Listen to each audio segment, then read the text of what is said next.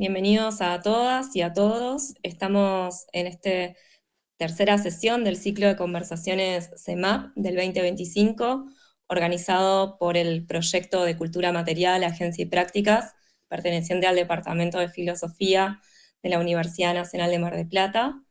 En esta oportunidad tendremos la conversación titulada Atlas de Arquitecturas para un Fin del Mundo, con nuestro invitado que es Uriel Fogué. Uriel Fogué es arquitecto por la Escuela Técnica Superior de Arquitectura de Madrid y es doctor arquitecto por la Universidad Politécnica de Madrid. Actualmente es profesor de proyectos arquitectónicos en la Escuela Técnica Superior de Arquitectura de Madrid. Sus investigaciones y prácticas exploran el papel de la arquitectura frente a las cuestiones ecológicas desde un enfoque cosmopolítico y cosmotécnico. Te agradecemos mucho, Uriel, por aceptar la invitación para compartir esta conversación con nosotros y nosotras. Muchas gracias por la invitación. La verdad es que es un placer recibir un mail como este de gente que se ha interesado por este conjunto de ensayos. Y bueno, había preparado una pequeña introducción para intentar situar la conversación y sobre todo al saber que este grupo de lectura y de discusión se interesa mucho por relaciones intradisciplinares, pues he intentado seleccionar dos de los capítulos que había en el libro, podía haber cogido cualquiera de los otros dos, la verdad, y intentar vincularlos con la práctica de la arquitectura. Yo, antes que nada, soy arquitecto y tengo una práctica de arquitectura, se llama ELI, junto a Carlos Palacios y Bajil, y allí desarrollamos proyectos que sirven un poco como campo de batalla para testar muchas de las ideas que se recogen en este libro y viceversa, ¿no? Entonces, bueno, me parecía como interesante mostrar justo esos vínculos entre la práctica de la arquitectura, del espacio y algunas de las ideas que se plantean en el libro de las arquitecturas del fin del mundo.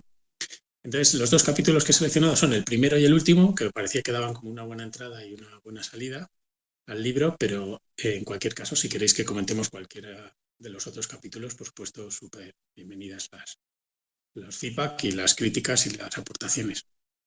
Entonces, la primera de las ideas es la idea de caja negra, que, como todos sabéis, es un artefacto que suele ir alojado en los aviones y en algunos otros vehículos, y que, por cierto, es de color naranja, no es de color negro, pero que es un elemento de tecnología que permanece invisible en estos vehículos, salvo en los momentos en los que sucede un colapso. Solamente cuando hay un accidente se abren las cajas negras para entender qué ha pasado y para comprender el registro. Pues bien, los estudios de la ciencia y la tecnología, los estudios sociales de ciencia y tecnología, generalmente utilizan la metáfora de la caja negra para referirse a todas las tecnologías invisibles que operan de manera silenciosa para que todo sea, entre comillas, normal en nuestra vida, ¿no? Y bueno, a nosotros desde el estudio, y en concreto yo también en mi tesis doctoral, siempre me interesó cuáles son las dimensiones invisibles de nuestras ciudades, ¿no? Por ejemplo, la imagen que tenéis en la pantalla es un dibujo de un libro mítico de Macaulay y que muestra una ciudad desde abajo como si hubiéramos transparentado la Tierra, ¿no? Y se explica muy claramente que las ciudades modernas, ciudades en las que nosotros vivimos, generalmente están organizadas como en dos ciudades paralelas, divididas por una frontera, ¿no?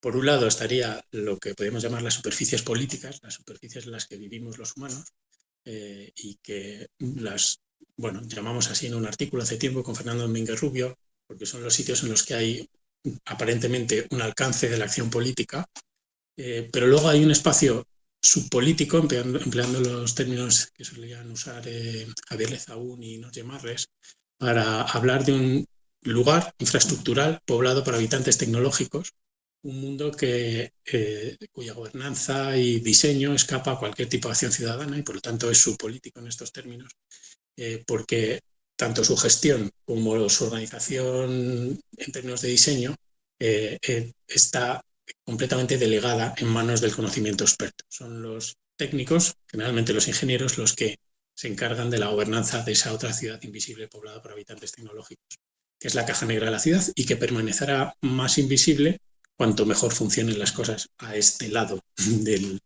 del mundo, ¿vale? Bueno, esta ecología política que organiza esas dos ciudades, digamos, se ha reproducido a lo largo de la historia. De hecho, nosotros tenemos incluso una colección de libros infantiles donde se explica perfectamente cómo viven estos habitantes tecnológicos. Fijaros que aquí se dibuja hasta un robotito para explicar, ¿no?, esta condición.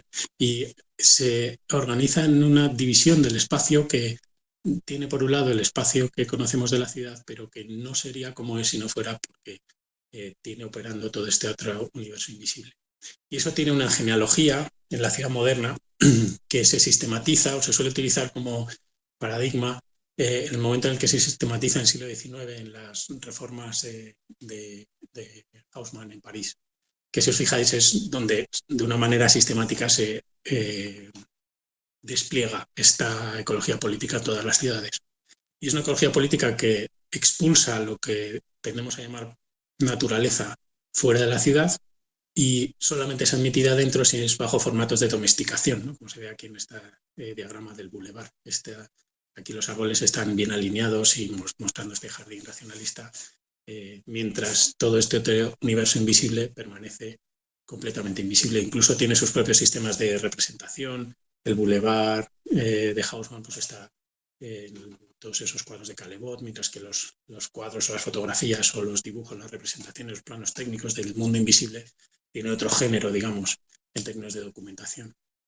Bueno, unas cosas que se explican en otro capítulo, en el segundo capítulo, creo que es en el tercer capítulo del libro, es que esa topología política que divide el espacio de lo visible y lo invisible, esa articulación de lo visible, ese modo de articular lo visible y lo invisible, en realidad es una ecología política moderna y que se reproduce en distintos contextos, incluso, por ejemplo, en las arquitecturas del Marqués de Sade, que en realidad está viviendo en el siglo XIX, ¿no?, en el cambio entre el siglo XVIII y siglo XIX, y que está operando con las mismas lógicas en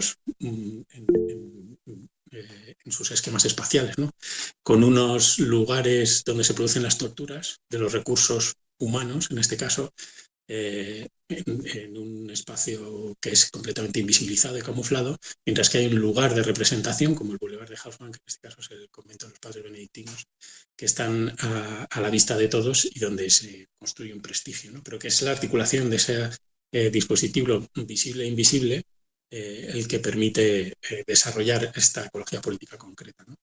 De hecho, en ese capítulo se juega con esta relación para explicar que Haussmann en realidad es una política ecosádica en términos ecológicos, puesto que lo que se explota no son los recursos humanos en ese caso, sino los recursos ecológicos, ¿no?, y que en realidad Haussmann y Sade están movilizando la misma topología política en términos ecológicos, ¿no?, de explotación de manera unidireccional de una de las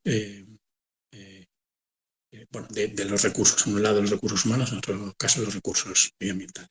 Y de hecho esa misma topología se puede ver perfectamente en toda la filmografía extensa que hay sobre Sade, ¿no?, que siempre reproducen exactamente la misma ecología política en términos de visibilidad o invisibilidad.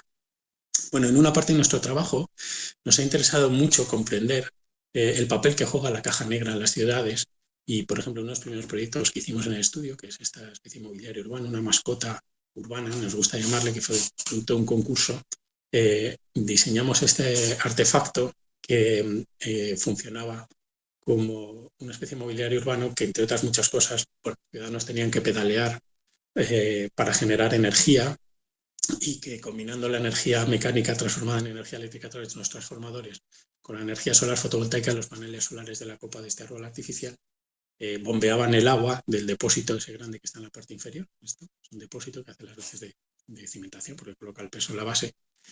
Bombea el agua que riega las plantas. Es decir, era una especie de mascota urbana que necesitaba ser cuidada por los ciudadanos.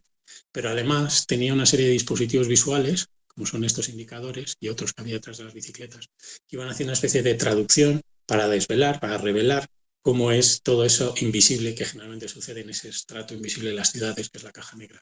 Es decir, para hacer visible, en este caso, los procesos de gestión de energía y cómo esta especie de gran Hello Kitty gigante que necesita de la colaboración ciudadana para vivir, para mantener las plantas, iba comunicándose, explicando cómo iba gestionando su energía, una traducción y códigos cromáticos sencillos, hasta el punto de que esta especie de Tamagotchi analógico podía pedir ayuda a los ciudadanos diciendo pedaleame porque se estaba quedando sin batería, ¿no? Es decir, haciendo visible lo invisible, digamos, se exploraba el rol ciudadano. Esto lo hemos probado tanto en el elemento de espacio público como en otros elementos de espacios domésticos, donde las luces de las casas varían de colores en función del consumo de la energía para espacializar, por decir así, todos esos flujos invisibles del metabolismo urbano en las ciudades.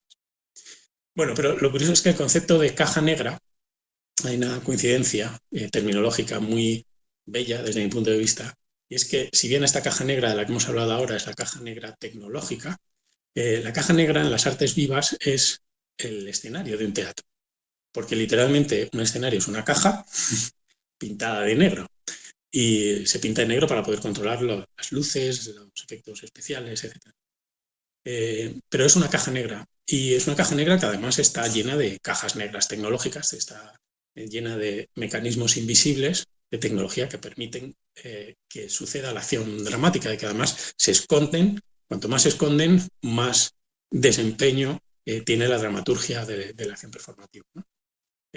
Pero en la historia de la caja negra escénica, que es una historia larga, que comienza desde Wagner hasta...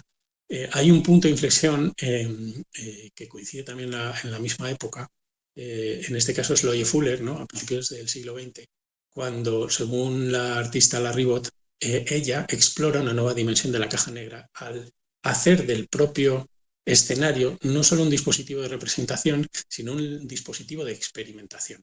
Esa caja negra escénica y cualquier persona que hemos tenido contacto con gente que se dedica a las artes vivas lo puede probar. Ese espacio del escenario es una pequeña arquitectura que está diseñada para activar cualquier ficción y por lo tanto está poblada de cajas negras tecnológicas, pero como caja negra escénica es un pequeño laboratorio del cuerpo donde se exploran políticas del lenguaje, propuestas somáticas, de relación de comunicación, etcétera, etcétera, ¿no? De imaginarios, etcétera, etcétera. Entonces, esta idea de la caja negra tecnológica de repente captó nuestro interés no tanto como dispositivo de revelación o de desvelamiento, como sucedía en el primer caso, sino más bien como lugar de experimentación. En sí mismo, la arquitectura, este es uno de los teatros en los que ha trabajado Loie Fuller, la arquitectura se convirtió en un espacio de experimentación. De hecho, Loie Fuller experimentó con su cuerpo hasta el punto de llevarlo al límite físico, ¿no? Ella exploraba con estos trajes alucinantes impregnados con líquidos radioactivos, ¿no? Ella conoció a los Curie y de hecho se puso enferma por explorar con su propio... Pero era un laboratorio radical donde poder explorar. Esa es la idea de la caja negra escénica. Y por lo tanto, empezamos a entender que quizá debíamos jugar en este doble juego, ¿no? De abrir la caja negra, hacer visible lo invisible, la caja negra tecnológica, y habitar la caja negra escénica o recajanegrizar en términos escénicos el espacio para convertirlos en espacios de experimentación.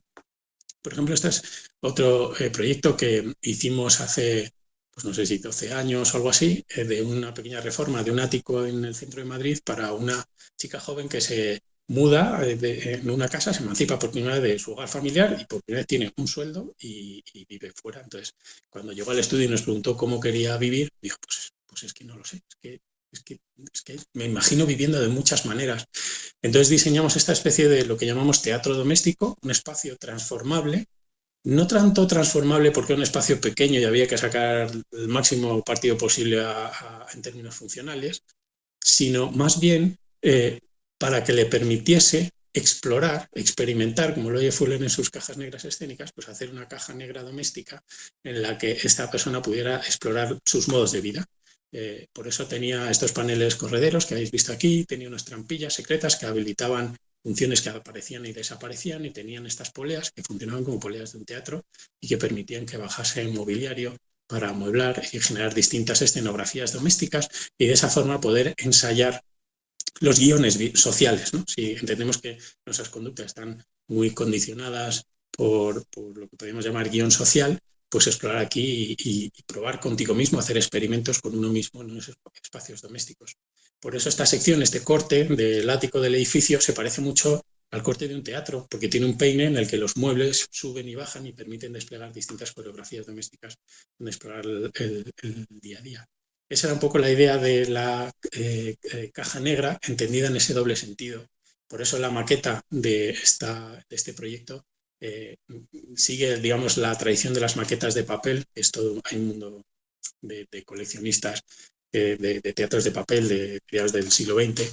Y hicimos la maqueta con el mismo, ¿no? Esta especie de como perspectivas forzadas, falsas, para la sensación de profundidad, pero era un recortable que de hecho te lo puedes descargar de nuestra página y tú mismo puedes armar tu propio teatro para hacer tus propios experimentos domésticos, ¿no?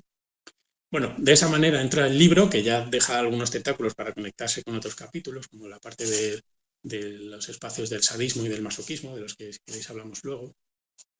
Y el libro se cierra con un ensayo que era inédito, todos los otros son ensayos editados que habían sido presentados en congresos o en otras publicaciones o lo que sea. En este caso, recogí una investigación en la que he estado pues, casi una década investigando, que era el Apocalipsis, ¿no? Y que para mí tenía un vínculo directo con la arquitectura, aunque no siempre fuese nombrado de esta manera. Por ejemplo, las clases, tanto en Madrid como las clases en Nueva York, las empezamos últimamente analizando estos informes de la United Nations Environment Program, que se llaman The Closing Window o Broken Record, que ciertamente son unos títulos bastante apocalípticos, donde se señala entre los cuatro o cinco, depende del año, depende del informe.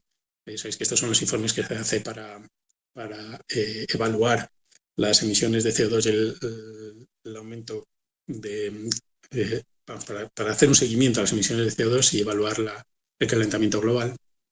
Y se les señala siempre la arquitectura como una de las 4 o 5 esferas que a nivel planetario tienen una mayor responsabilidad en las emisiones ahora mismo, y se indica a la disciplina arquitectónica la necesidad de transformar radicalmente, y cito literalmente, las prácticas, tanto de diseño como constructivas, de sus industrias, etcétera, si no queremos evitar cerrar la ventana de oportunidad, closing window, o sea, el título del de hace 3 años, para poder limitar el calentamiento global y que no se vaya esto fuera de control, ¿no?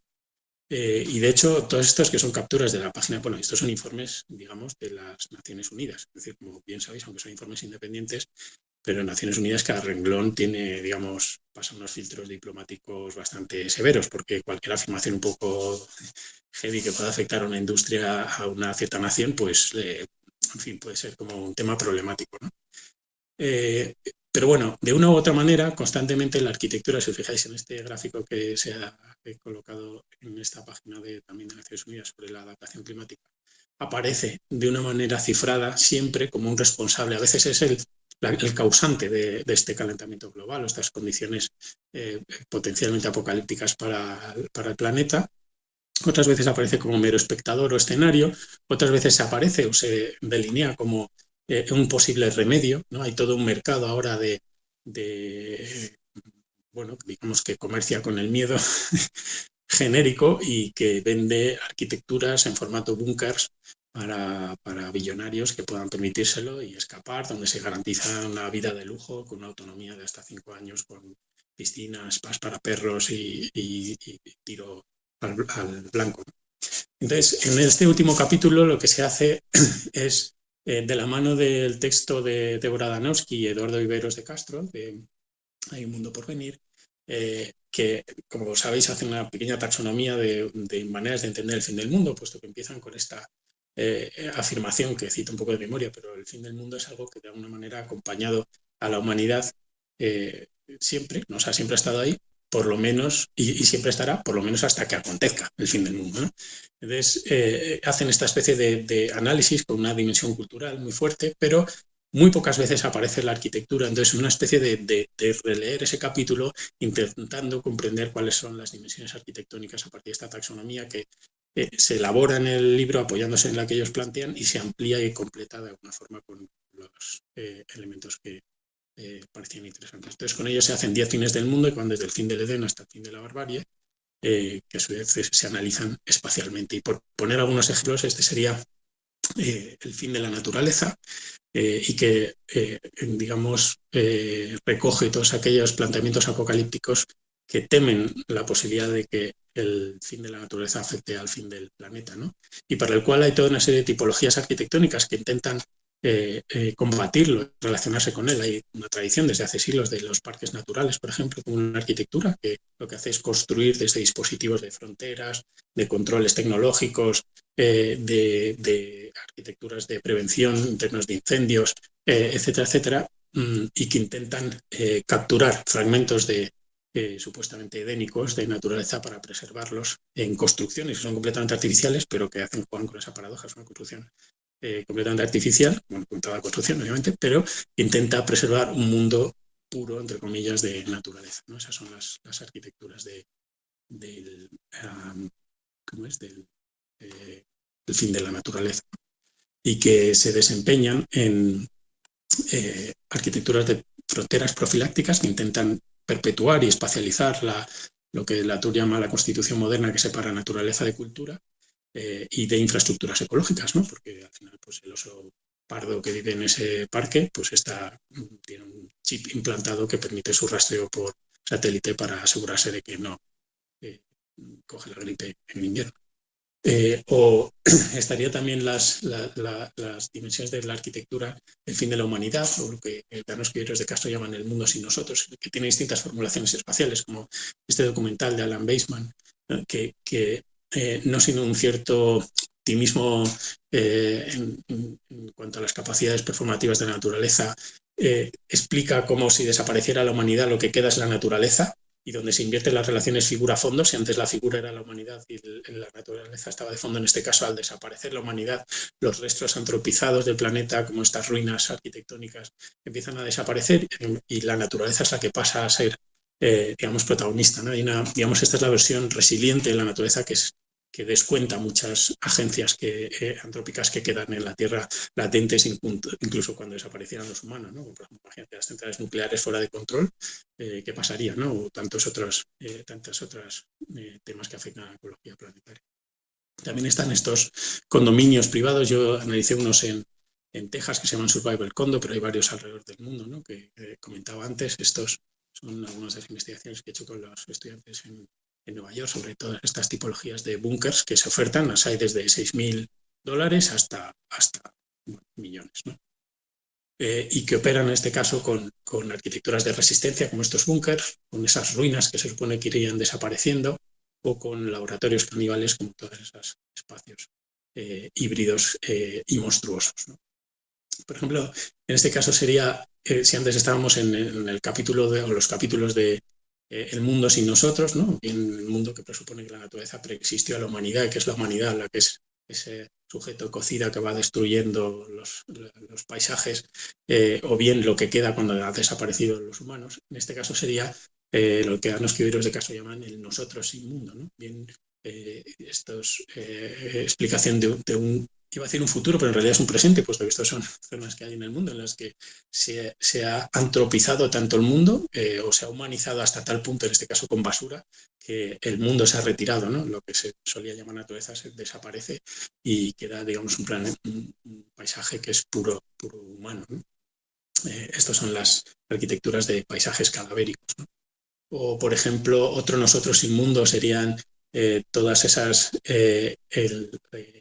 imaginarios que ya en los 80, a través de una versión tecnodeterminista del mundo cyborg, o bien en el mundo contemporáneo, a través de la inteligencia artificial, presuponen que podemos tener una especie de resurrección digital en un formato que puede trascender nuestros cuerpos débiles y frágiles, y cuando la carne desaparezca podemos mantener una especie de inmortalidad tecnológica. Pues claro, ese universo no existe sin, primero, los centros de datos, unas arquitecturas que proliferan por todo el planeta y que tienen un impacto ecológico salvaje, pero esos centros de datos a su vez no existirían sin toda la serie de paisajes extractivos de todo tipo de materiales raros a no raros, que están en distintas zonas del mundo, y que generan un flujo metabólico que va alimentando, por decir así, todos esos espacios de tecnología. Y además, como son una tecnología que avanza muy rápido y que se genera muchos desechos, pues toda una serie de paisajes de chatarra electrónica, como los que describe Jussi Parikka, Marina Otero y tantos autores, ¿no? Que los tenemos en la Tierra y en el espacio, y que son los restos, una arquitectura a nivel planetario, que la posibilidad del fin de la humanidad perdón, del fin de la mortalidad a partir de una resurrección digital, van dejando en el camino, ¿no? Como veis, cada uno de estos fines del mundo tienen un ideograma que fui dibujando y que en estos procesos gráficos me ayudan un poco a pensar y a comprender, ¿no?, las espacialidades de cada uno de estos casos. Aquí veis las tres arquitecturas, ¿no?, las granjas de máquinas, las plataformas extractivas y los paisajes de chatarra electrónica. O el fin por las vías de la aceleración, ¿no?, todas las teorías aceleracionistas para pensar que en este caso no es un fin del mundo que nos encontramos, sino un fin del mundo deseado y diseñado, ¿no? Pues esa es una de las grandes vectores del aceleracionismo, ¿no? Si no hay posibilidad de escapatoria dentro del sistema económico en el que vivimos ahora mismo, si no hay salida, entonces la única manera es acelerarlo hasta que explote el sistema, hasta que, ¿no?, hay una especie de trascendencia, no, más bien de, ¿cómo decir?, de providencia, ¿no? Un pensamiento providencial después, detrás de estas ideas, ¿no? Pensar que después de ese apocalipsis esa resurrección va a ser positiva, ¿no? O, por ejemplo, el fin sin fin, como todas las cosmogonías amerindias y estas ideas que tratan de traer al, permitirme usar esta expresión, como de narcisismo histórico de Occidente, en el que se explica que hay muchos pueblos que ya sufrieron y padecieron un apocalipsis y lo que hay es una supervivencia del apocalipsis, y que se plantean otro tipo de formas espaciales y de arquitecturas que tienen más que ver con las arquitecturas de parentescos, de campos cosmopolíticos, de zonas de vecindad pluriversal. O, por ejemplo, el fin de Gaia con las teorías de Bruno Latour, ¿no?, que es bastante interesante ver cómo Latour ha empleado como manuales de 500 páginas de ontología para intentar pensar bien cómo se relaciona con los no humanos, mientras que las cosmogonías amerindias de repente casi como una narrativa mítica la resuelven en una frase, ¿no? Pero bueno, la idea de que él lleva al terreno en Cara a cara con el planeta, por ejemplo, el último libro que escribió, que ahora no me viene el título a la cabeza, explica cómo vivimos un posible apocalipsis, incluso una guerra ecológica que se da en paralelo a las guerras modernas, en las que hay un frente de batalla que confronta a humanos, perdón, a modernos, el frente de modernización, frente al frente terrícola, ¿no?, de terrestres, ¿no?, que son estos diagramas. Bueno, ¿cómo esto en realidad ha informado algunos de los proyectos? Bueno, algunos proyectos que estamos desarrollando operan asumiendo estas tesis de que quizá el vocabulario bélico no sea el más pertinente, pero permitirme que lo utilice en este caso para explicar cómo, así como los informes de las Naciones Unidas, tantos otros informes de entidades alternativas o de activistas explican cómo la arquitectura es responsable de hasta un 40% de las emisiones de carbono al espacio. Y tanto desde ese punto de vista, o estos informes que os comentaba antes, o desde un lado, digamos, más activista, ¿no?, como estas afirmaciones de Mark Alizard, que habla del apocalipsis como un golpe de estado climático y cómo los stocks de carbono acumulados en el aire son de tal nivel y van a tal velocidad que ya no tenemos que reducir las emisiones de carbono, ¿no? Ese mundo está lejos. Ahora lo que tenemos que producir son emisiones de carbono negativas, ¿no? Y esto, traducido, o digamos, la manera de encontrar un puente a la práctica de la arquitectura, la vimos muy clara a través de este texto de Michel Serres, El contrato natural, que también aparece en el último capítulo del libro citado, que es un libro de los 90, que por lo tanto ha recibido una crítica, pero creo que para lo que os quiero contar es útil, ¿no?, y que fue muy influyente precisamente a cara con el planeta, y que en su portada de la edición francesa tiene este cuadro de Goya, que está aquí en Madrid, en el Museo del Prado, Duelo a garrotazos, y donde explica cómo hay una lucha entre dos personas en lo que Michel Serres llama un contrato social, ¿no?, dos personas que están vinculándose socialmente entre ellos dos, teniendo una relación humana, pero que a más se pelean, más se hunden en las arenas movedizas, ¿no? Y lo que dice Michel Serres es que el contrato social, esa gran conquista de la modernidad, para unos ese dispositivo colonizador imperialista para otros, pero el contrato social, digamos, está abocado al desastre en la medida en la que no está teniendo en cuenta al tercero excluido de esta imagen, que sería, en este caso, el entorno. Entonces hay que ampliar la idea de contrato social con la que él llama contrato natural, o podríamos llamar contrato ecológico, para incluir a actores y hacer una nueva negociación, un nuevo pacto ecosocial en la que estén sentados en la mesa pues distintos actores, que serán desde las generaciones futuras hasta comunidades más que humanas, etcétera, etcétera. Bueno, esta idea de contrato natural la hemos intentado entender cómo se producen distintos, o en qué medida la arquitectura participa en su performatividad ecológica como parte del contrato natural o contrato ecológico que se establece con la Tierra, ¿no? Por ejemplo, en este edificio, el que vengo ahora mismo de la obra, estamos terminando ahora mismo, está pensado para que, no voy a entrar a explicar el proyecto, luego si tienes curiosidad os lo cuento. Pero vamos, lo que está es intentando entender que cada uno de sus detalles constructivos, en la medida en la que en ellos se está pactando los derechos de reconocimiento de distintos seres del planeta, de generaciones futuras, incluso se están estableciendo en esas juntas, en esos encuentros, conexiones intraescalares, espaciales y temporales, porque se están produciendo conexiones cosmopolíticas entre esas conexiones, o sea, entre esos ensamblajes y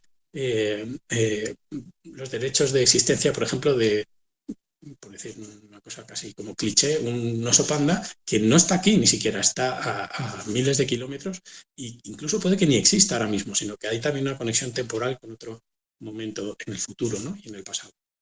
Entonces, ¿qué pasa si entendemos que estos detalles constructivos son estos campos de batalla ecológicos si utilizamos la terminología de Bruno Latour? Esta otra vivienda bioclimática que hemos desarrollado, que está construida a base de corcho, que es un material biomaterial que se produce en la península ibérica. Igual, cada uno de estos encuentros está pensado para entender que los detalles constructivos son contratos ecológicos, si utilizamos la expresión de Michel Serres, o podríamos definirlos como trincheras ecológicas o como frentes de batalla de la guerra de Gaia, si utilizamos la terminología de Bruno Latour, y si no queremos caer, como se le ha criticado tantas veces a Latour, en esta terminología bélica, porque quizá está movilizando otras formas, unas lógicas modernas que digamos, se le están colando por la puerta de atrás una serie de lógicas modernas, podríamos pensarlos también como portales cosmopolíticos o los detalles constructivos como planos de vecindad multiversal, como campos de relaciones multinaturales o como cosmotécnicas para ser con otros, como interfaces de diplomacia cosmopolítica o, el que es de momento mi favorito, pues estamos un poco pensando esta terminología, zonas de contacto pluriversal, por emplear la expresión de Marisol de la Cadena.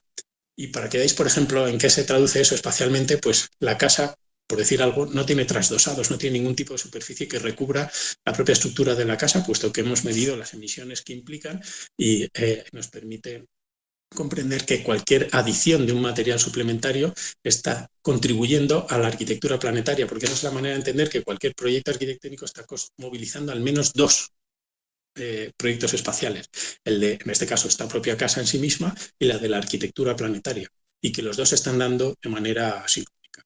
Entonces, aquí, por ejemplo, veis que todas las instalaciones son vistas, los materiales son los que, digamos, los que permiten, de alguna manera, participar en las cláusulas de ese contrato natural. Y a nosotros en las escuelas de arquitectura nos enseñan que unos documentos fundamentales para explicar cómo se relaciona un espacio arquitectónico con un lugar es este documento, ¿no? Un plano de situación, que no solamente explica dónde está, en este caso, la casa, sino que explica cuál es la manera en la que se relaciona con el lugar. Pero para nosotros esto, que es una sección constructiva, una sección que explica los componentes, los ensamblajes y desensamblajes potenciales de esta vivienda, en este caso también es un plano de situación en la medida en la que está explicando cuál es su relación con el lugar en términos de su performatividad ecológica.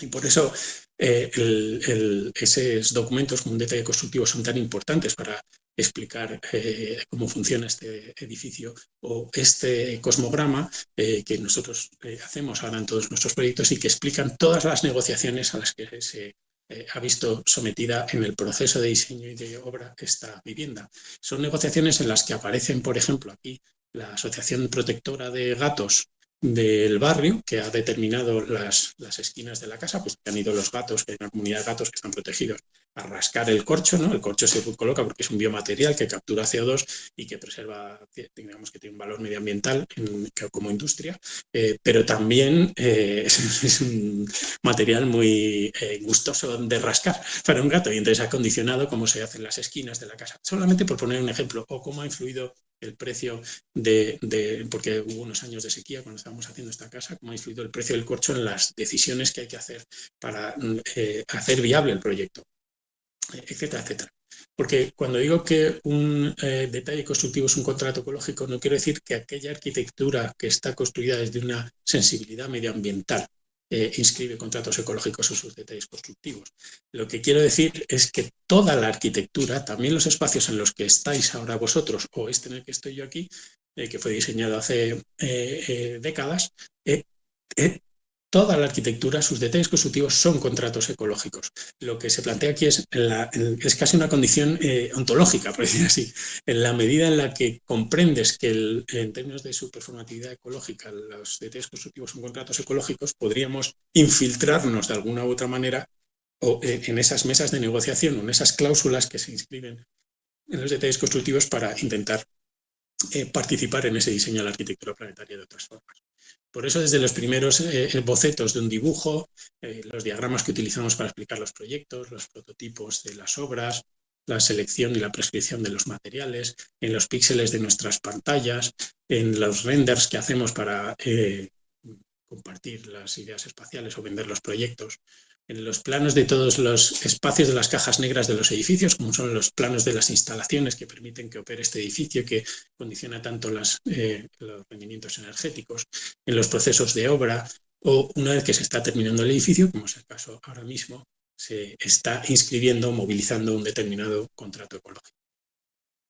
Y para terminar, quizá lo que tienen en común todos estos capítulos a la hora de centrarlo con la idea de fin del mundo es comprender que fin no solamente significa acabamiento, y perdón que me ha colado la diapositiva en inglés, esta tendría que ser en español, la tengo igual en español, pero he reciclado esta diapositiva de otra presentación.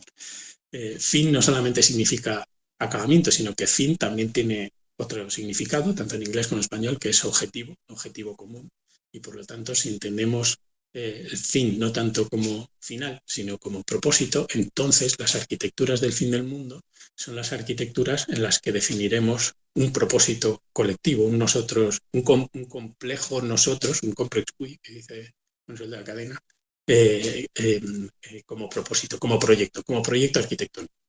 En estos dos conceptos que os he enseñado hoy, en el caso de la caja negra escénica como espacio experimental, pues con arquitecturas que nos permitan experimentar cómo es ese nosotros complejo colectivo, y en el caso del fin de los contratos ecológicos como modos de testar y de infiltrarnos en las cláusulas ecológicas de la construcción.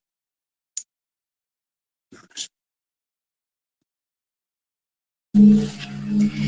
Muchas gracias, Uriel, por la presentación, súper interesante. Y abrimos el espacio para preguntas, comentarios, intercambio.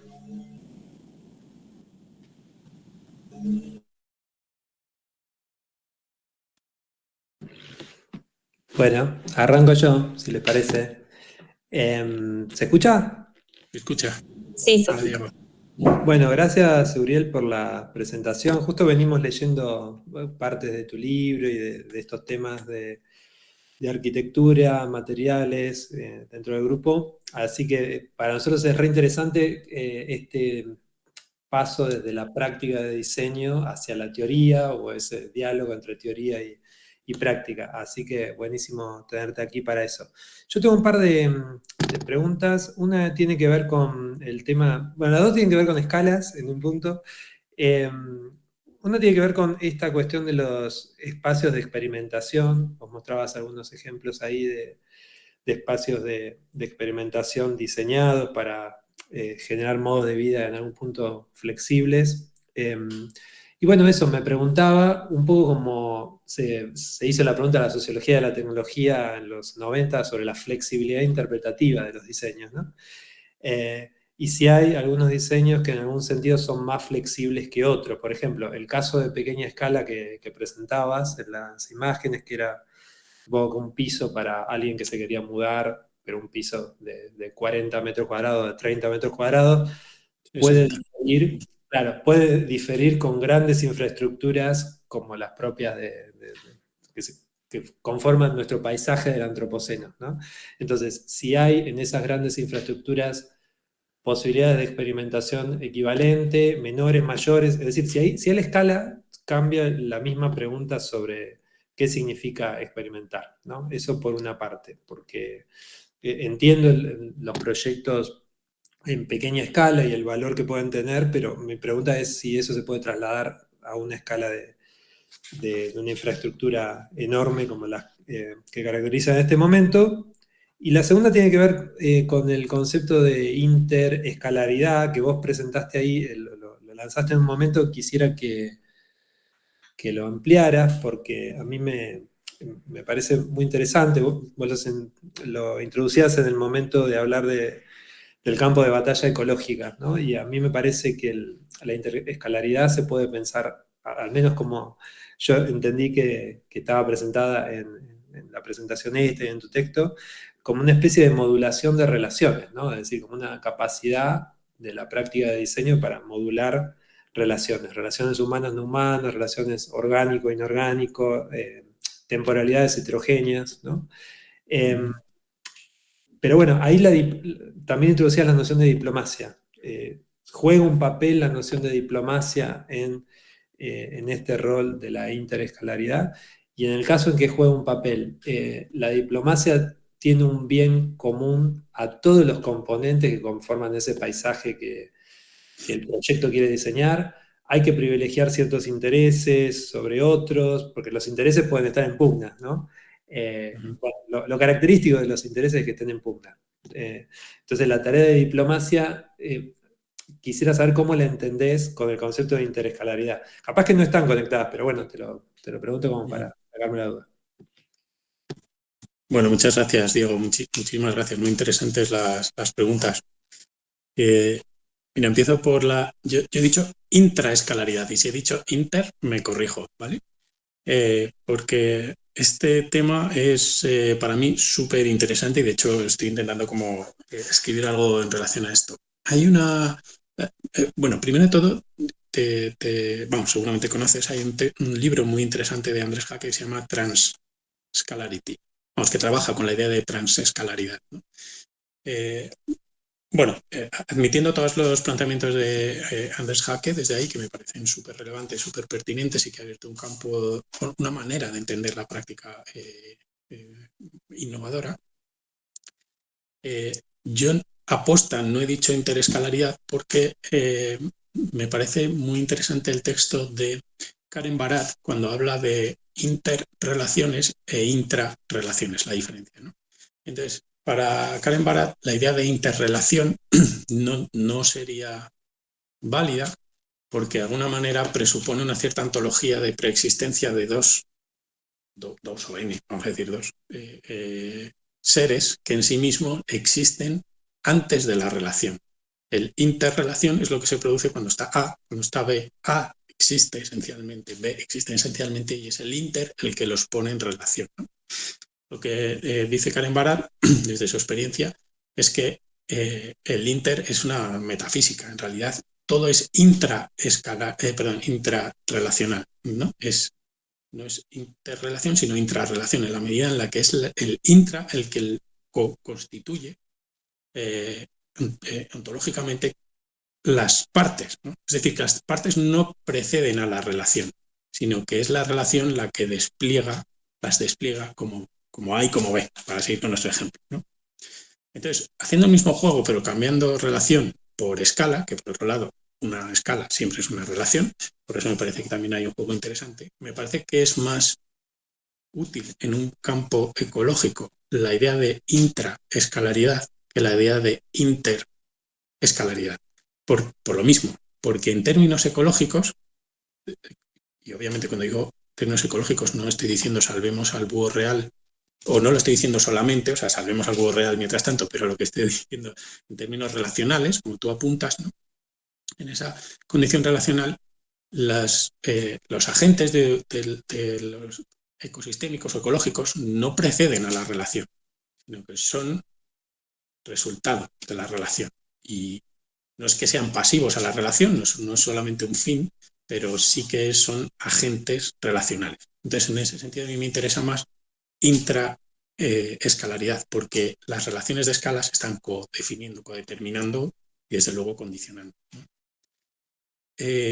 Entonces, en relación a la dimensión experimental y las escalas, claro, en términos ecológicos, el tema de SMLXL, por decir así, es tricky, porque en términos ecológicos, precisamente porque es una dimensión intraescalar, no sé, el pequeño gesto de tirar una pila, una batería de botón a la basura, cuando yo estaba en el colegio, supongo que ahora será todavía peor, porque las baterías han mejorado mucho y tienen mucho más litio y más de estas cosas.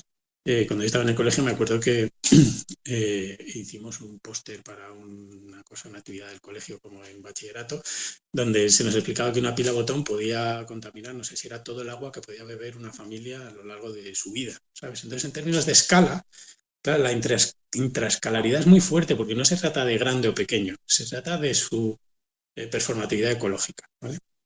Lo cual o sea, no quiero escaparme de tu pregunta, pero sí me parece que es un desafío pensar desde esta condición intra más que desde esta condición inter, ¿vale?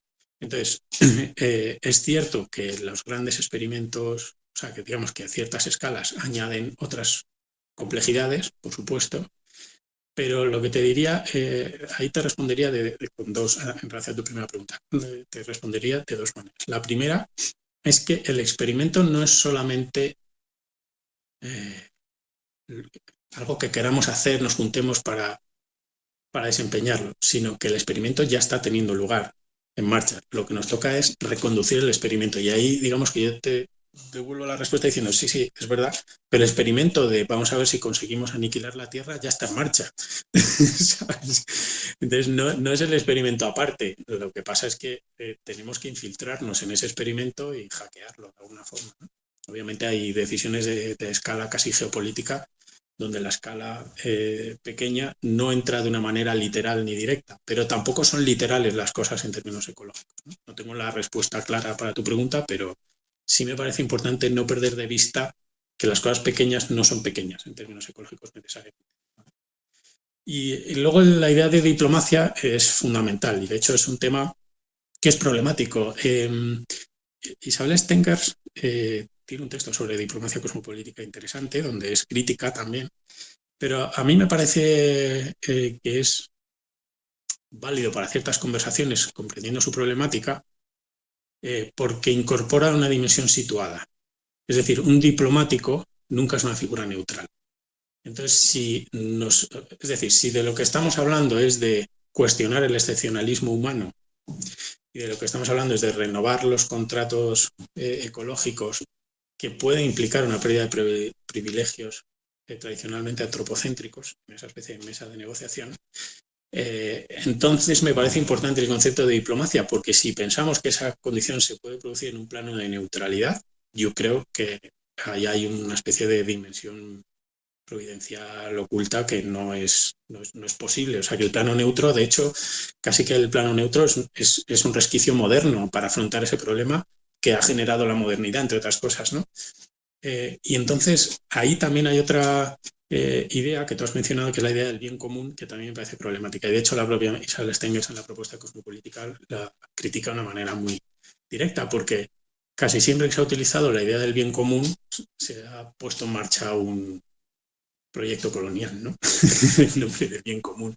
Entonces, ahí yo creo que es importante asumir una dimensión pluralista y diferencial. Entonces, bueno, quiero decir que el bien común, muchas veces bajo el bien común se esconden violencias muy fuertes y bajo el bien común se esconde el proyecto, no me acuerdo ahora el nombre del autor, pero que habla de esta idea del One World, ¿sabes? Como un único mundo, o sea, es el bien común, no es los bienes comunes, no son los comunes de los bienes, no, es el bien común. Y cuando es uno y es unificado, la unificación del mundo es un programa político muy concreto, que es un programa moderno y que es un programa colonial, básicamente, ¿no? Entonces, por eso el bien común es súper problemático.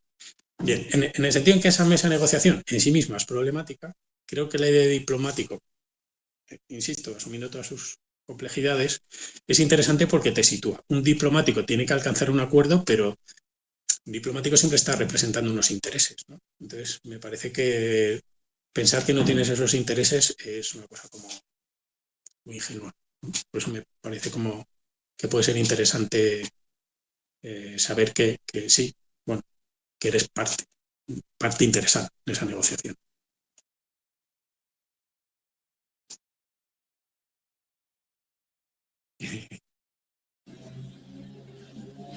Gracias, Diego y Uriel. Bien, ¿algún otro comentario, consulta para Uriel?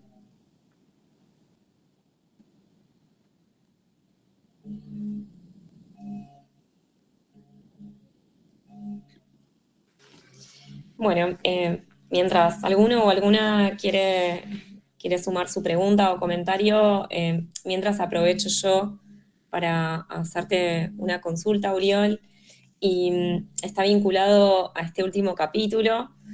Particularmente a mí me pareció muy potente e interesante cómo recuperás las cosmogonías amerindias, porque bueno, está vinculado a lo que fue mi tema doctoral y a mi tema de investigación. Trabajé con arquitecturas guaraní en el sur de Paraguay y tuve la posibilidad de hacer un trabajo colaborativo con un arquitecto indígena.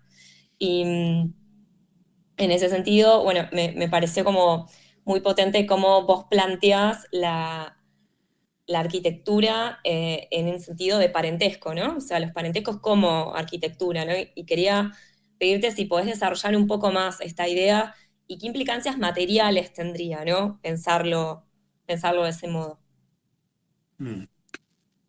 Bueno, ese te diré que es el capítulo más difícil para mí. Primero porque vamos, yo había leído a Viveros de Castro hace tiempo, Metafísicas caníbales y tal, pero yo creo que la reivindicación que hacen en este capítulo Danowski y Viveros de Castro de las cosmogonías amerindias, primero como propuesta política, es decir, como... o sea, es provocador, ¿no? Que en un tiempo en el que se está hablando de todo este mundo de tecnodeterminismo, ellos dicen, bueno, es que quizá estas comunidades que son vistas desde la cultura occidental como atrasadas, en realidad, en términos ecológicos y de deceleración, vamos a decir, puede que sean la vanguardia de las maneras de relacionarse con el entorno, ¿no? Yo creo que hay una propuesta bien interesante. Pero, bueno, a ver, yo no soy un experto en cosmogonías amerindias, entonces es importante que lo deje de antemano, o sea, que esto es una interpretación, ¿vale? Pero en la manera en la que entiendo que se explica cómo en muchas de estas culturas, que tampoco son unificadas, o sea, que cada una lo entiende de una manera, pero hay una manera en la que el excepcionalismo humano, esa manera de entender que los humanos están por encima de los seres, una especie de jerarquía y de ontología, como una topología política en la que los humanos están en la parte superior de una pirámide de inteligencia casi, digamos, y por lo tanto tienen la responsabilidad en las versiones más agresivas, como de explotar y extraer cualquier tipo de recurso del mundo, y en las más compasivas, de pastorear la solución ecológica del mundo, pues no tiene sentido si nos aproximamos desde estas cosmogonías. Porque claro, por eso está en el mundo de un nosotros antes del mundo, puesto que son cosmogonías en las que no hay distinción entre humanos y el resto de los seres, todos son personas, ¿no? De hecho, en esas cosmogonías se planteaban como previo a una especie de evento cósmico, todos son una especie de personas que flotan una especie de papilla cosmopolítica y que en un momento dado caen en cuerpos, ¿no? Unos caen en cuerpos humanos y otros en el cuerpo de una piedra, otros en el cuerpo de un lago, en el cuerpo de un árbol, en el cuerpo de lo que sea. Y todos son personas. Entonces las relaciones son relaciones que se establece en un plano de distintas perspectivas, ¿no? Plexos relacionales en los que cada cuerpo está orientado en la disposición que le permite pensar estar colocado en nuestro caso, cuerpos personas, pero hay otros, cuerpos humanos, pero hay otros que son personas jaguares o personas árboles, por lo tanto hay que establecer una forma de relación en el que hay un nosotros antes del mundo en el que vivimos ahora. Y cualquier manera de entender que esa especie de relación, que no es pacífica, ojo, porque hay muchas versiones en las que, ay, qué bien que las comunidades nativas hablaban de una especie, no es un mundo pacificado, al revés, es un mundo súper conflictivo, puesto que cada uno tiene sus relaciones, ¿no? Y un jaguar ve tu sangre como cerveza y tú ves un río como agua, ¿sabes? Pero no hay esas. Entonces, ahí entender qué es la arquitectura no es solamente como las narrativas, bueno, por lo menos en las que a mí me formaron, como un refugio para personas, ¿no? Para humanos, quiero decir. Es un interfaz que media entre distintos actores cosmopolíticos. No políticos, porque no operan las lógicas de la política de los humanos, sino del cosmos, de todo ese cosmos de distintas personas encarnadas o atrapadas en distintos cuerpos. Entonces, la arquitectura, que no deja de ser un actor más, una persona, un conglomerado de distintas personas que se articulan de una determinada forma, está mediando en ese cosmos multiversal, de donde cada uno de esos cuerpos relacionales tienen un universo, se despliegan en un universo, entonces es un mediador en el que se establecen, por eso decía, como arquitecturas de parentescos, porque todos somos parientes en ese espacio. Lo que pasa es que tenemos, como todas las relaciones de parientes, unas relaciones que hay que mediarlas y hay que articularlas, porque son conflictivos, ¿no? También lo llamaba campos cosmopolíticos en ese sentido, en el concepto de campo, en el concepto más casi como magnético, por decir así, de campo, ¿no?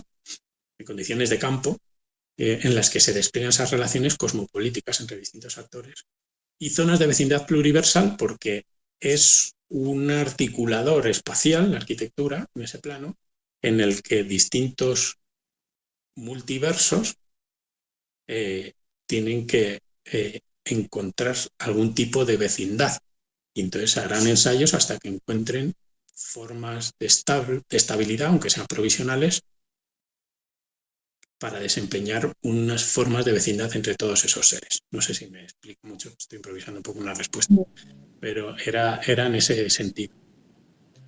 Bien, muchas gracias, Uriel. Sí, súper claro, gracias.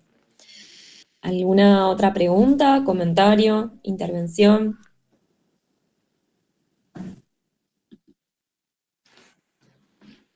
Yo tengo otra, me agrego con una que es más profesional, que tiene que ver más con el aspecto profesional y metodológico para nosotros que hacemos filosofía de la tecnología, que es cómo piensan ustedes desde su trabajo dentro de los proyectos que han mostrado, de los que en verdad operan como parte de su labor cotidiana, porque entiendo que trabajan en eso. Bueno, ¿cuál es la relación entre teoría y proyecto? ¿No? Porque un poco lo pregunto por ignorancia, porque no tengo idea de cómo funciona en su caso particular. Si tienen una teoría que intentan de alguna manera nutrir con ejemplos de diseño materiales, hay un diálogo entre el diseño material que hace resonar cosas que leen, es decir, ¿cómo llegan, qué relación hay entre la práctica de diseño concreta y estas teorías que operan en otra escala, ¿no? Porque, digamos, leer Latour o hablar del antropoceno opera en otra escala en relación a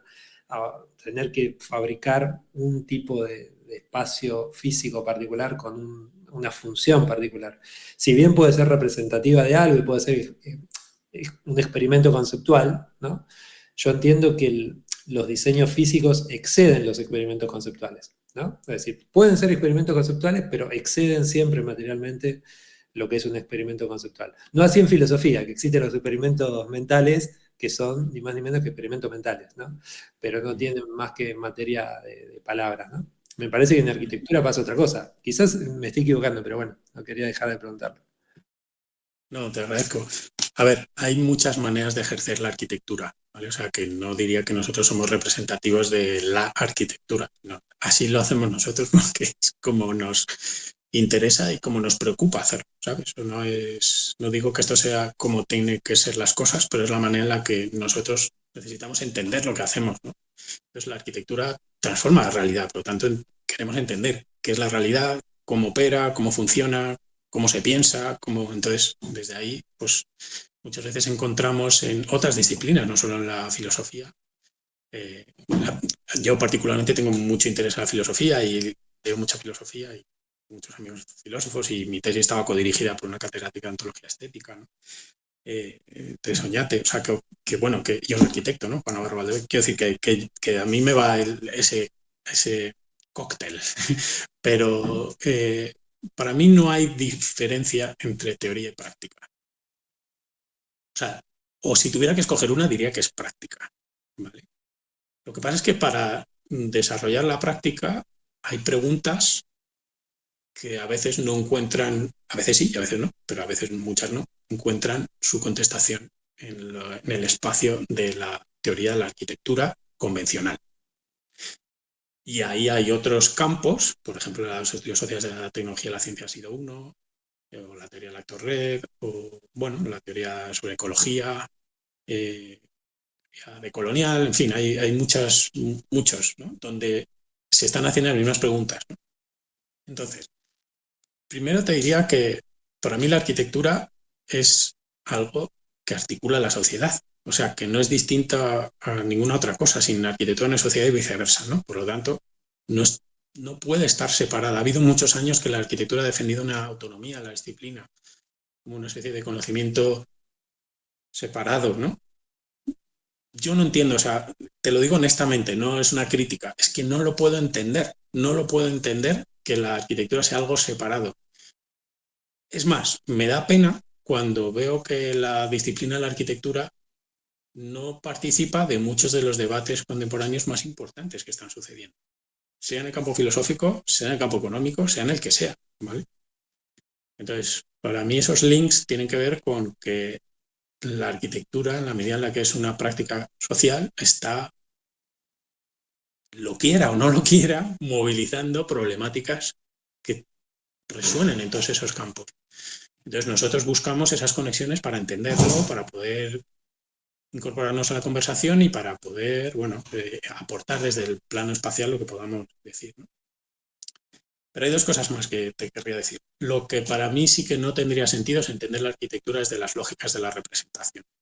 Nunca la arquitectura sería un espacio que representa ideas. Hay una tradición de la arquitectura que opera en esas lógicas, pues una tradición muy moderna, ¿no? Para mí es un sinsentido eso. O sea, sería algo así como descontar la arquitectura, ¿no? La arquitectura es un mero ejercicio de pasar a limpio lo que realmente es importante, que es esta visión logocéntrica del pensamiento y las ideas y no sé qué. Para mí eso no tiene sentido. Y es que además, como lo experimento en el día a día, es decir, que hay cosas que vienen desde el lado de ciertas teorías o ciertas lecturas que se ensayan espacialmente, pero ha habido, por ejemplo, toda la idea de la caja negra ha surgido desde la práctica. Ha surgido desde tener que diseñar una plaza en la que queríamos hacer compartible en una plaza cómo son todos los procesos de metabolismo urbano que son invisibles a los ciudadanos, porque tienen derechos, tenemos derechos los ciudadanos de entender cómo funcionan esos procesos, incluso de participar en su gobernanza, porque son flujos que articulan nuestras condiciones de ciudadanía, ¿no? Entonces, la idea de caja negra, toda esta primera parte, ha surgido evidentemente de una manera práctica. La idea de la caja negra escénica ha surgido por las conversaciones con no solamente esta persona que tiene inquietudes por un espacio como experimental, sino por muchas otras. Entonces, yo no creo que operaría desde las lógicas de la representación.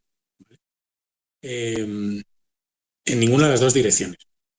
Y el último es la idea de experimento. En realidad yo creo que estamos experimentando todo el día. O sea, que ver a tu abuela cocinar en una cocina es un proceso experimental. El mundo ordinario es un proceso experimental tanto como un laboratorio. De hecho, la idea del laboratorio, que ya que citas a Latour, vamos, lo cito yo, ¿no? Con la Turi búlgar, con las ideas de la Laboratory Life y todo este universo, sigue todavía, bueno, en realidad también es un pequeño caballo de Troya, ¿no? Un ataque al laboratorio como los espacios de construcción de evidencia, ¿no? Que es una cosa muy moderna. Entonces, claro, hay una reivindicación, podríamos decir, de, por ejemplo, la cocina como un laboratorio. Lo que pasa es que como forma parte del mundo ordinario y además eminentemente femenino, pues ha estado descontado en muchos momentos, pero si tú lo analizas, por ejemplo, desde el punto de vista microbiano, una cocina es un laboratorio fascinante donde se está generando conocimiento, donde está movilizando inteligencias, cultura, formas de congregación social, etcétera, etcétera. Bueno, ¿a dónde voy? Desde mi punto de vista, lo ordinario, el mundo ordinario, es un mundo experimental. Lo que pasa es que no lo queremos ver como tal. Entonces, en el momento en el que lo evaluamos como eso, entonces los espacios para experimentar, para ensayar, son mucho más ricos y estaban ahí. No hace falta imponerlos, estaban ahí. O sea, por ejemplo, otro proyecto que no he enseñado ahí, pero que también es un espacio transformable, se llama Susalun, nace en el estudio por una llamada de teléfono de una tipa que llama y dice, mira, me tengo que reformar el cuarto de baño, un cuarto de baño de 3 metros cuadrados, no lo vais a querer hacer, pero es que me encanta vuestro trabajo y como soy fan, pues os llamo por si no tenéis nada que hacer. Pero, hombre, pues nunca nos ha llamado una fan, pues por supuesto que te vamos a hacer tu cuarto de baño, Susana. Y entonces aquí hablando con ella, oye, ¿te has dado cuenta que esta pared te quita la luz y no sé qué, no sé qué? Bueno, como que el proyecto de repente, ¿por qué no quitas la pared? No? Pues la pared la necesito porque yo doy clases de yoga al otro lado. Pues ponemos un panel móvil y entonces... En fin, sin querer, en un diálogo se convirtió ese proyecto, que era una reforma, un cuarto de baño, un poco por compromiso, se convirtió en un espacio transformable, no sé qué, aparte, porque ella ya estaba experimentando con el espacio. Lo que nosotros hacemos es casi como poner una pequeña navaja suiza para que pueda jugar con él, ¿no? Y desplegarlo de distintas formas.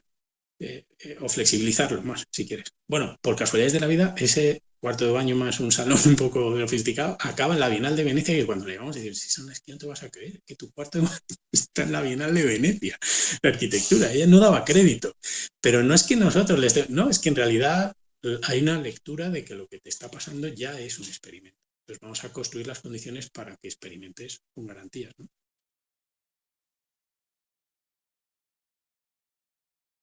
Claro, no, ahí pensaba que está bien, entonces la noción de experimento es el lío, porque hay una noción de experimento muy intencionalista que hace pensar que el experimentador o el experimento tiene que tener como una circunscripción geográfica muy particular y tiene que haber sido todo seteado intencionalmente, pero yo pensaba en reformas que tienen que ver a veces con clases pauperizadas en Argentina, con momentos de pauperización, por ejemplo las ollas populares o las habitaciones en las que viven más personas de las que pueden vivir, también podemos verlas como experimentos, ¿no? Pero experimentos propulsados, si se quiere, comunitariamente y sin como soluciones de atar algo con alambre porque no hay condiciones materiales para generar otra cosa, ¿no?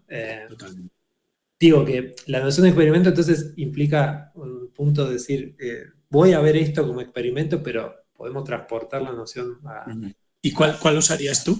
O sea, asumo el comentario. ¿Cuál crees que sería una buena? No, es que yo lo que estoy diciendo es que la noción de experimento la podemos usar en este sentido más deflacionado, que nos hace introducir seteos materiales o configuraciones materiales intencionales, como pueden ser las que venías nombrando, pero también configuraciones materiales que son resultados no intencionales de movimientos sociales o de historias o de tradiciones propias, ¿no? Nada, no, me ponía a pensar en la laxitud del término experimento acá. Ya.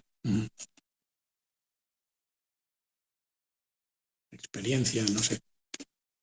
Mi experiencia está tan capturada así por el mercado, ¿no? Que...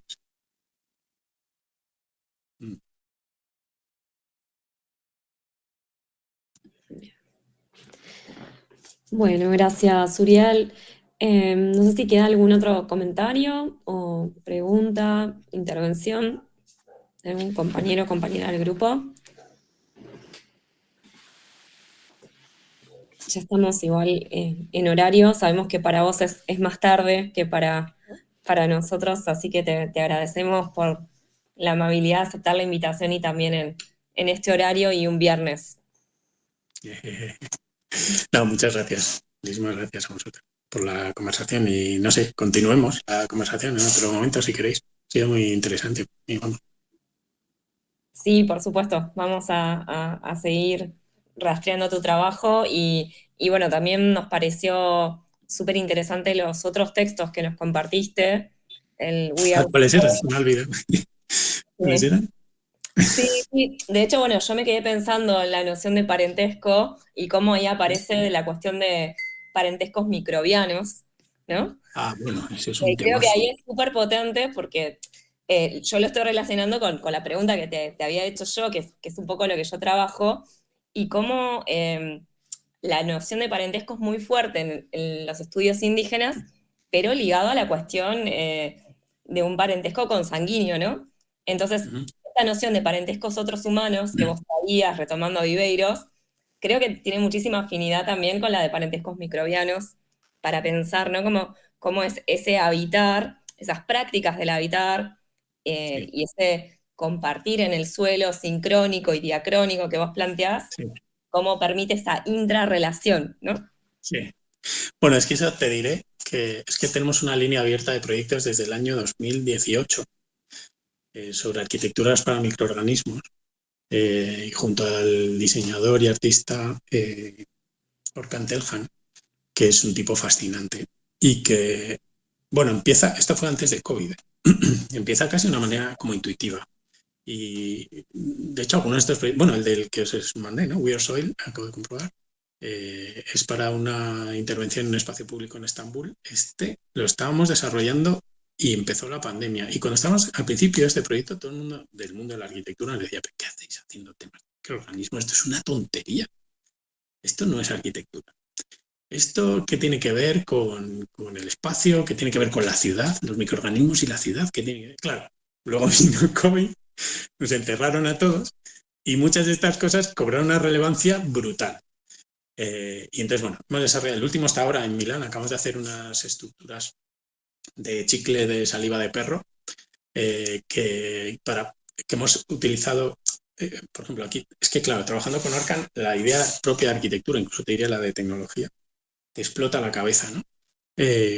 Y, por ejemplo, ahí hemos comprendido, analizando la saliva de perros migrantes, con digamos, compañeros humanos y caninos que se han visto forzados a migrar por distintas situaciones, y analizando su saliva, hemos entendido que la saliva en sí misma es una arquitectura, ¿sabes?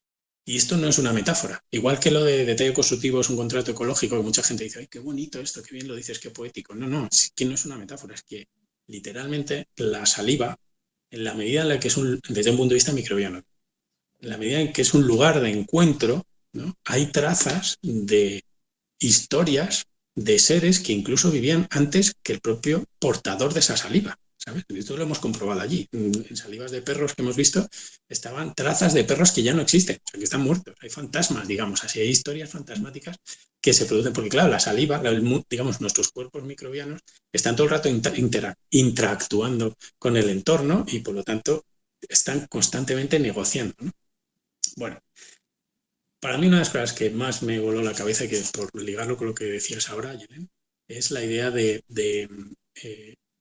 mira, tuvimos una conversación en Estambul. En Estambul hicimos unos trabajos con unos colectivos locales donde extrajimos, analizando espacios públicos, que hay en Estambul unos espacios públicos que se llaman Bostan, que son como espacios de agricultura colectiva, hasta la industrialización de la ciudad, eran los sitios donde la gente plantaba sus alimentos en Estambul. Y entonces, en estos espacios públicos, excavando una serie de centímetros debajo del suelo, no sé si eran 30, medio metro, algo así, extraíamos ejemplos de tierra que luego eran procesados en el laboratorio con un proceso complejo que ahora no voy a explicar, pero analizábamos los seres que viven debajo de la superficie donde apoyamos los pies. Nosotros, ¿sabes? Donde hay más vida, más seres vivos que a este lado. Nosotros, o sea, la historia de Estambul la tiendes a pensar como la historia de los eventos históricos que son dignos de ser recordados, que le pasan a los humanos que han ¿no? ¿Cuántas guías de viajes describen Estambul como choque de civilizaciones, la frontera entre Oriente y Occidente, yo qué sé, todo eso, ¿no?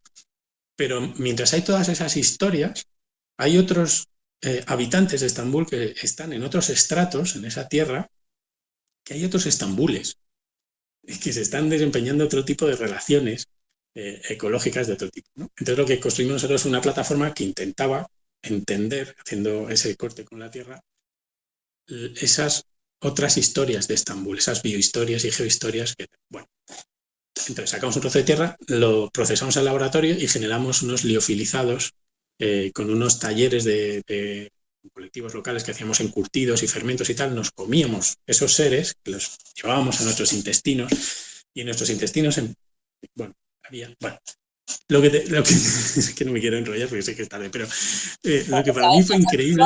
Tu cuerpo era un espacio de experimentación en ese momento. Completamente. Y de hecho, fíjate qué experimento hicimos, que era un experimento que tiene que ver con un concepto que es muy arquitectónico, que es un concepto de lugar y de pertenencia al lugar.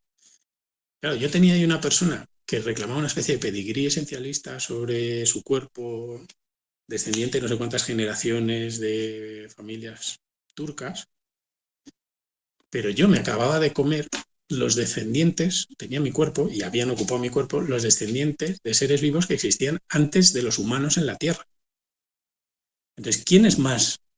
¿Quién pertenece más al lugar? ¿Cuál es la idea del lugar?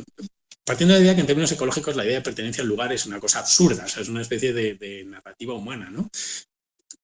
¿No? O sea, es absurdo. Pero quiero decir, si jugamos a tu juego, ahora mismo yo que acabo de llegar, que no he estado en Estambul en mi vida, acabo de comer unos pepinillos impregnados con estos microorganismos, y ahora mismo, en términos microbianos, yo tengo aquí en mi cuerpo, digamos, bueno, una cosa que para mí fue fascinante, hablando con este proyecto lo desarrollamos además de con Orcan, con unos colectivos locales, activistas de la tierra, y con unos científicos, profesores de universidad del Departamento de Microbiología de la Universidad de Estambul. Y claro, lo que estaba sucediendo en mi cuerpo era un proceso de gentrificación, literalmente. Es decir, el proceso de gentrificación, para mí como arquitecto, digamos, lo entiendo como un proceso territorial, ¿no? Donde llegan unos nuevos habitantes a un espacio, desplazan a los locales y ocupan su lugar, ¿no? Y además tiene generalmente unas consecuencias muy perjudiciales en términos urbanísticos para las ciudades, etcétera, etcétera, ¿no? Bueno, todos conocéis lo que es un proceso de gentrificación. Pero es que eso estaba pasando literalmente en mis intestinos en ese momento, donde los que hasta ese momento habían sido locales estaban siendo desplazados por los que eran más locales de la Tierra. ¿Entiendes? O sea, bueno, todo esto lo estoy hablando con estos científicos y le digo, es que a mí una cosa me parece fascinante, es que muchos, cuando a través de la mano de Orkan Telhan, que él lleva mucho tiempo trabajando con los temas de microorganismos, cuando entendemos que muchos de estos fenómenos que como arquitectos habíamos siempre asociado a la escala territorial, como es la gentrificación, los procesos de gentrificación, o como los procesos de pérdida de biodiversidad, eso está pasando en paralelo y a la vez en mis intestinos, en nuestros intestinos. Cuando le estoy contando esto al científico, me da así unas palmaditas en la espalda y me dice, bien, pues bienvenido, arquitecto, al mundo de los microorganismos, porque desde un punto de vista microbiano, tu cuerpo y el del jardín en el que habéis estado trabajando no es tan distinto, porque los dos sois arquitecturas para microorganismos. Claro, ¡pum! Bueno, es que todos esos proyectos dan para otra conversación. Si queréis otro día hablamos solo de temas microbianos, porque para mí es un mundo fascinante que me ayuda. De hecho, la pieza esta de Salivations, que está ahora en Milán, está en una exposición comisariada por Mark Wigley y Beatriz Colomina, que tiene 3 partes de la exposición, y en la última, que se llama We the Bacteria, en la última parte de esa exposición We the Bacteria se lanza una pregunta a arquitectos que es cómo cambia la propia noción de arquitectura cuando nos aproximamos a ella desde un punto de vista microbiano. Nuestra respuesta fue que era la saliva. Y es interesante porque cuando ellos explican esa parte de la exposición, explican que hay una generación de arquitectos contemporáneos que trabajan, además de con ladrillos y hormigón y cemento y asfalto, con bacterias y con saliva y con grasa corporal, y todo eso son también materiales arquitectónicos, como en realidad ya lo eran, porque en realidad la arquitectura siempre ha trabajado con microorganismos para mejorar la resistencia a los materiales. Los cocineros se han aliado los microorganismos para preparar pan, cualquier tipo de fermento, pepinillos o no, lo que quieras, vino, cerveza. En fin, y como eso, pues tantos y tantas disciplinas, ¿no? En realidad lo que tenemos es una alianza con microorganismos, teniendo en cuenta que nosotros somos microorganismos. Y lo que se plantea en todos estos proyectos que estamos desarrollando con Orcan es cómo podemos modificar esa alianza que tenemos con los microorganismos para que no sea tan antropocéntrica. Sí, me parece súper interesante. Yo hacía como esta tensión, ¿no?, entre los mundos amerindios y la microbiología, ¿no? Como un lenguaje, la microbiología, que es un lenguaje moderno, sí, funciona de algún modo como una especie de ejercicio de traducción, de que esta idea de seres tierras o somos nuestros lugares no son lindas analogías o metáforas indígenas, sino que ahora hay una traducción en un lenguaje de la microbiología que nos permite comprender cuál es esa dinámica intraescalar, o yo lo pensaba quizás como una idea más de fractal, ¿no? Como para pensar el problema de la escala. Sí, bellísimo. Bien, bueno, ahora sí, ahora ya no te retenemos más tiempo, pero bueno, lo dejamos abierto para poder generar otro encuentro, otra conversación en el futuro. Cuando queráis, mantenemos en contacto y muchísimas gracias a todas y a todos. Bueno, muchas gracias, Uriel, y a todos por participar. Gracias por todo, Uriel. Nos vemos. Chao. Muchísimas gracias a todos. Hasta luego.